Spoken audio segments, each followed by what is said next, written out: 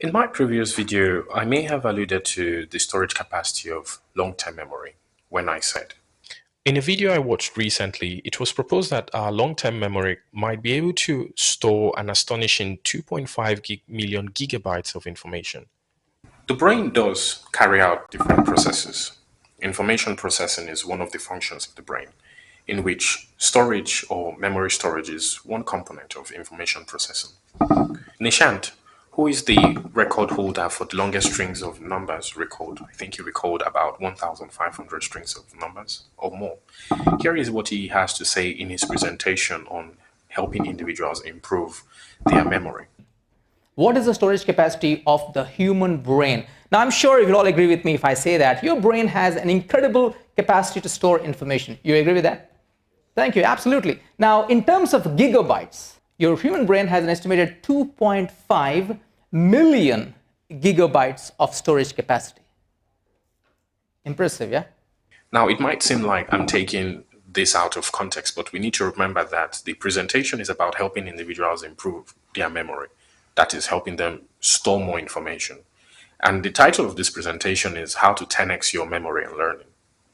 With that title, it makes a lot of sense for the estimated capacity of memory to be spoken about, and the 2.5 million gigabytes would be referring to the storage capacity of the human brain. I do actually recommend that content, and it would be in the description of this video. It really gives a lot of insight into how you can improve your memory. In proposing a storage capacity of 2.5 million gigabytes, we need to ask several questions. Why then is it that we don't remember everything that we encounter? And why is it that even after we store certain information, there are certain facts, events, or skills and habits that we tend to lose over a period of time? I am going to hypothesize that the memories we store or the information we tend to store is deeply influenced by the function of memory, one of three of the functions of memory. And these functions help us to understand the individual differences that may emerge from how we remember, what we remember, and how much we are able to remember. So let's dive into this, my hypothesis, more deeply. The capacity of long-term memory might be determined if we look at the fact that memory tends to prioritize information relevant to our needs, relevant to what we think we need to remember. This leads us to retain certain information or materials better and forget very, very trivial ones. There is a reason why we have always emphasized on the fact that attention is a very big prerequisite for what we're able to store. And that is because your attention pulls you towards things that are specific and things that are important to encode an information, like a topic in school. Why is it that there is no longer a trace of this information? For example, writing an exam, we tend to store up information for a particular subject or a particular course. And then let's look at down the line over extended periods of time, 1 month, 2 months, 3 months. If there is no practice in that field, you most likely don't even remember what was said regarding or what was studied regarding that particular subject.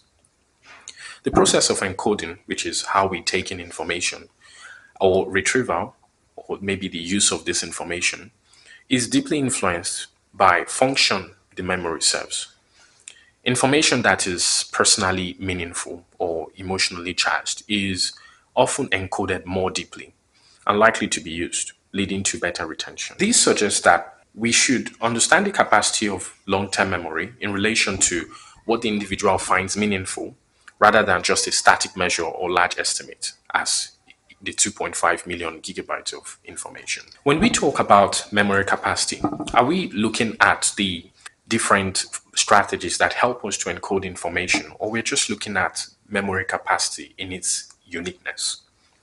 I'm inferring that the variability in long-term memory capacity, that is the differences in what you remember and how much you can remember from what I remember and how much I can remember, can stem from differences in cognitive strategies, motivation, and the context in which the information is learned.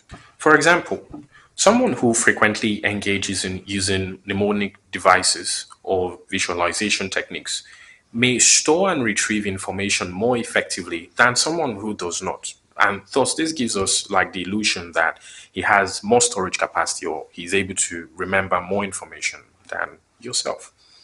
As we have emphasized in our previous video and now, attention plays a very crucial role in the encoding of information.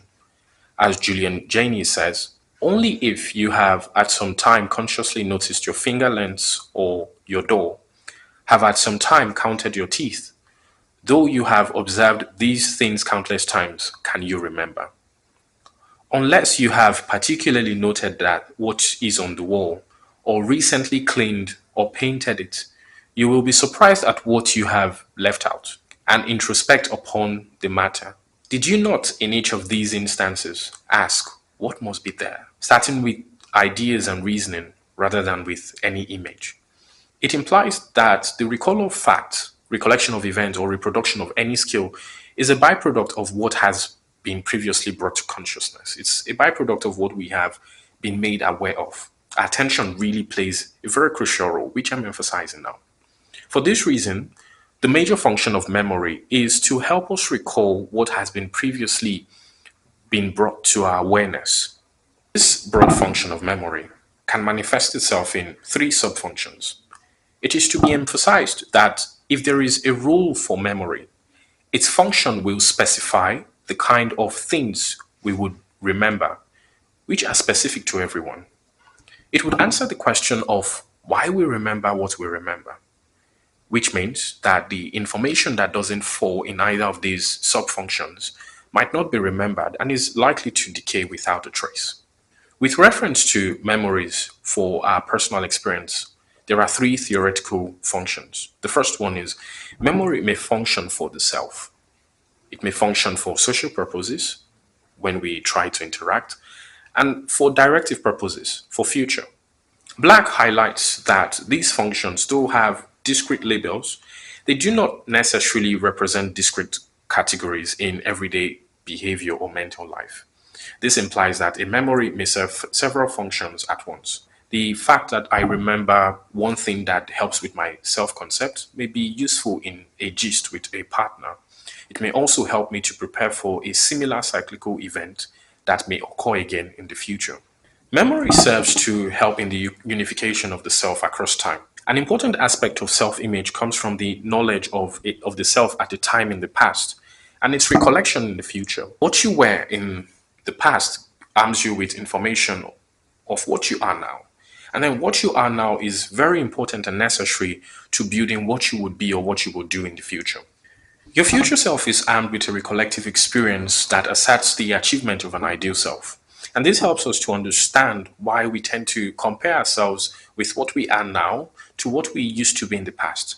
Especially when there has been a developmental change, an upward developmental change in our ideal self, there is a tendency for us to look back in the past based on our memory and see that, yes, we have changed. We also need to understand that as we go into adulthood, it is memory that helps us to remember, or it is memory that serves the function of establishing that the person that we are right now is the same person that we were 10 years ago, 15 years ago, or even 2 weeks ago. And so, memory doesn't just give us information about ourselves, it also forms the basis of social interaction. And social interaction is facilitated by two individuals who are sharing experiences. Exchanging experiences makes for a more fulfilling and open interaction that may teach and inform others. When we are engaged in intergenerational interactions, we tend to learn from people older than us, and people older than us tend to teach people younger than them. We can also say that the social function of memory is important in helping us to identify, to understand, and to relate to the emotions of other people. One thing is for certain that memories do help us to introduce us to new individuals we are meeting for the first time, giving the listener an opportunity to enter and understand our world, and then sharing your past with someone who you already know serves the function of improving social intimacy. There are events like changes in weather condition that occur repeatedly. Memory gives us necessary tools to solve problems that are cyclical in nature. It allows the individual to comprehend the past and predict future outcomes, like when it's going to rain and what we're supposed to wear in the summer. Repeated exposure to this event arms us with necessary tools that enables us to automatically prioritize actions on this basis. It can be surmised that memory's directive function is to prioritize repeated patterns for the purpose of devising plans that are necessary for the present and the future. Dawi Draisma states that our memory is apparently designed so that it is focused towards future. Remembrance serves expectation.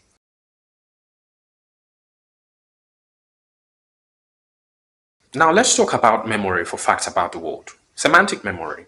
The long-term durability of semantic information, I would propose, is dependent on the interaction between our personal experience and facts of the world. This idea helps us to understand that though there are different components of long-term memory, there is still a possibility of collaboration between these components. Semantic information that can be applied to real-life situations tend to endure as peak cognition involves automating this information.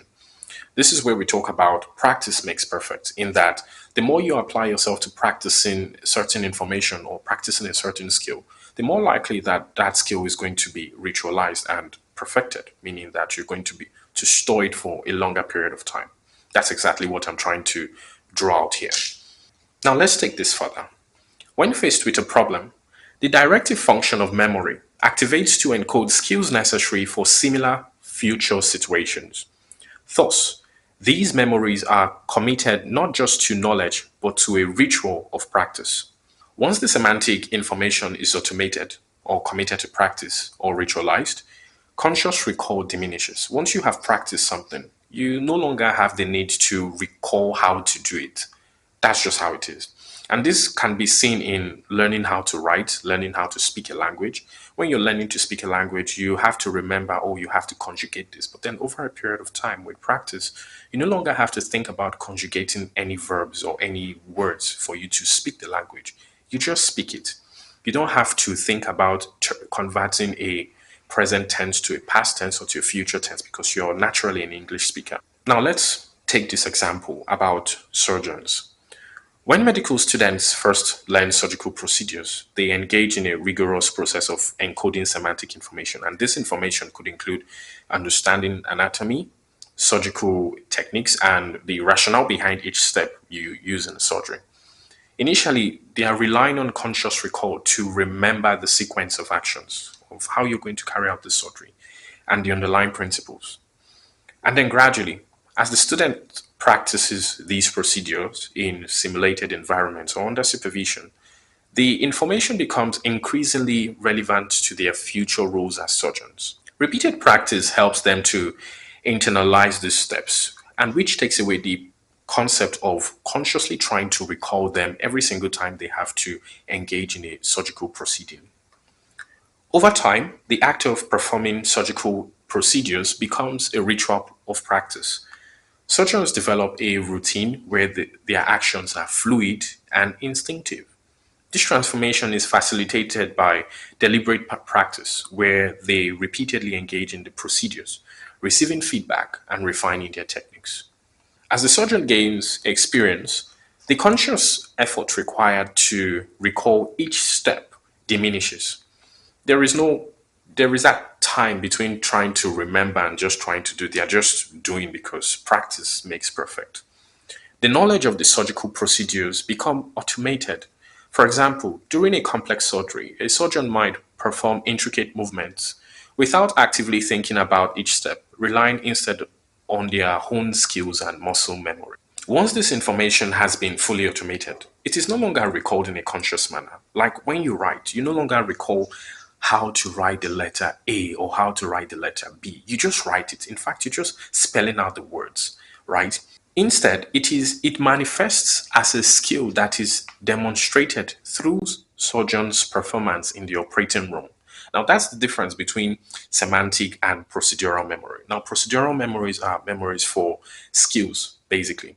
And we will still unpack the different components of long-term memory in subsequent videos. But for now, let's just stay with this idea. Procedural memories are memories we engage in without thinking about them. They can only be reproduced when there is a task for the skill to come up. Like the surgeon. The surgeon can only show his skill as a surgeon when there is an operation to carry out. Their ability to respond to unexpected complications or adapt techniques in real time showcases how this once conscious knowledge is now an ingrained skill. Now, we're going to go back to the capacity of long-term memory, which is the 2.5 million gigabytes of information. Now, this proposition leads us to believe that memories for events, scenes, or facts are permanent and stable over an extended period of time. I said this or alluded to this in my last video. Now, let's take this assumption somehow, right? If we were to write 5 volumes on a person's life from birth to 70 years, adding every single detail we can remember with a nicely designed front cover, the size of the 5 volumes may amount to around 6 gigabytes of written information. Now, 5 volumes of a book equals 6 gigabytes of written information.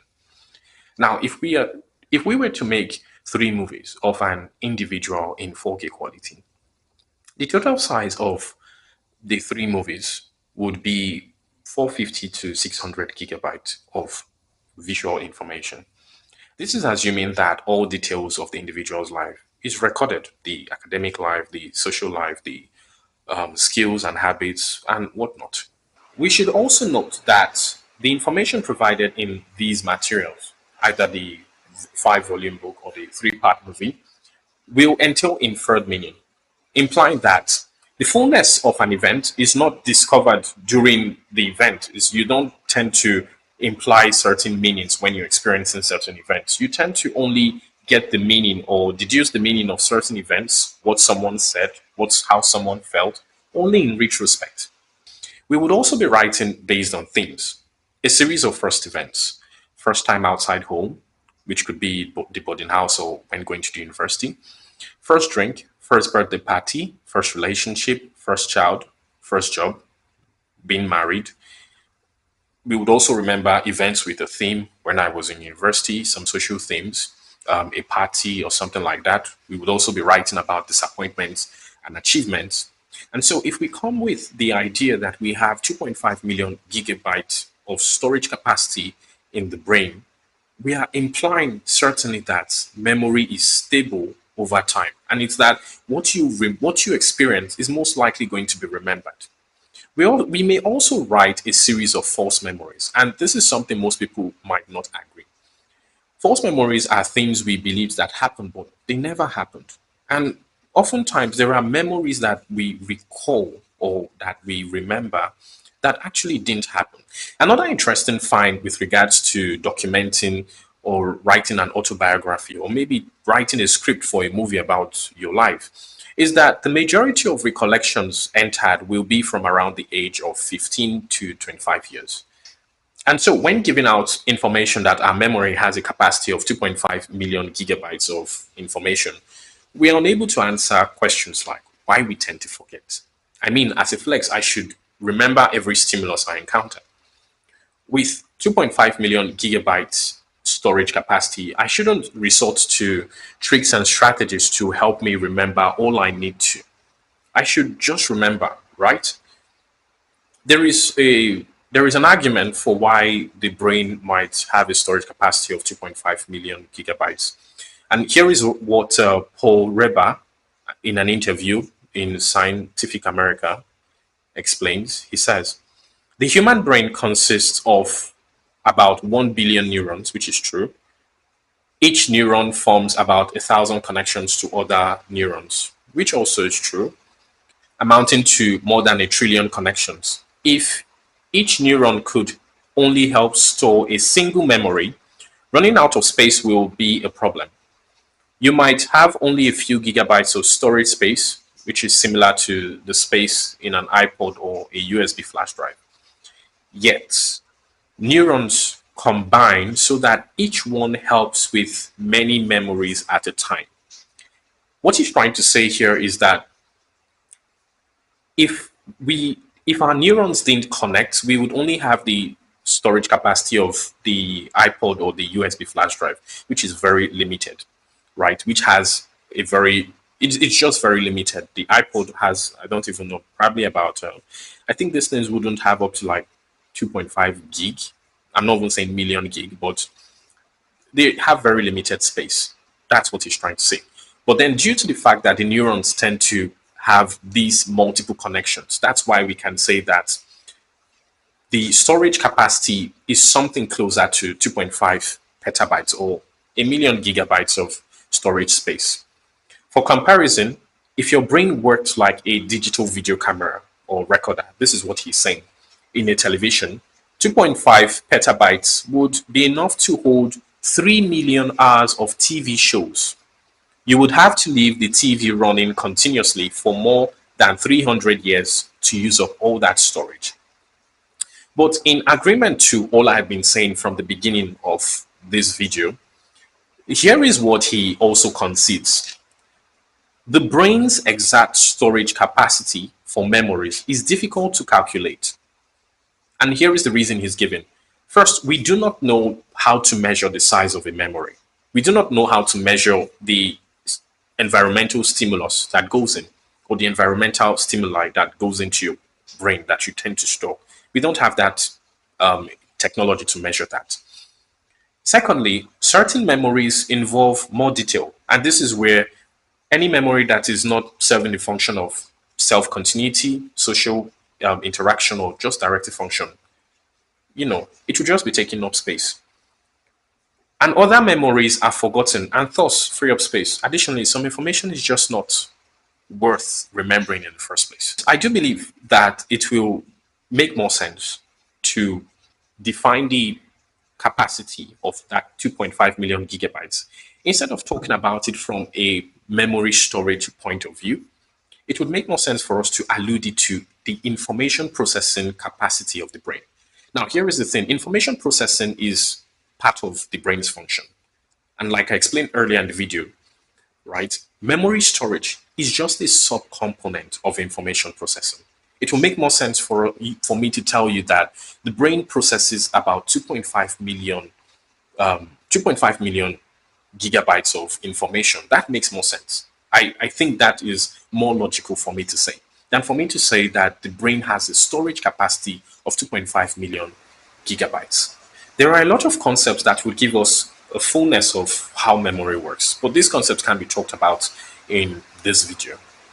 Stay tuned.